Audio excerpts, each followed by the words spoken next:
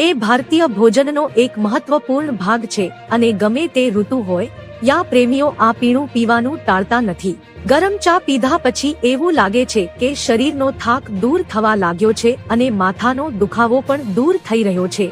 પરંતુ ઘણીવાર ચા એકલી નથી પીવાતી, પરંતુ તેની સાથે વિવિધ પ્રકારના નાસ્તા અને વાનગીઓ ખાવામાં આવે છે।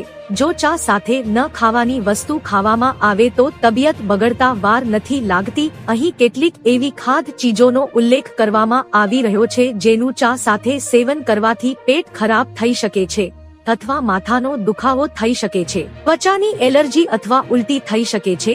દહીં ચા સાથે ન ખાવી પીવી જોઈએ તેવી વસ્તુઓમાં એક છે દહીં। જો દહીં અથવા દહીંમાંથી બનેલી વસ્તુઓ ચા સાથે ખાવામાં આવે તો તમારું સ્વાસ્થ્ય બગડી શકે છે।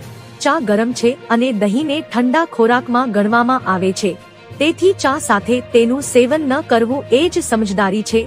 લીંબુ નિયોવીને બનાવેલા નાસ્તા સાથે ઘણીવાર ચા પીવામાં આવે છે। લીંબુના રસનું એસિડિક સ્તર ચા સાથે મળીને પેટમાં અસ્વસ્થતાનું કારણ બની શકે છે।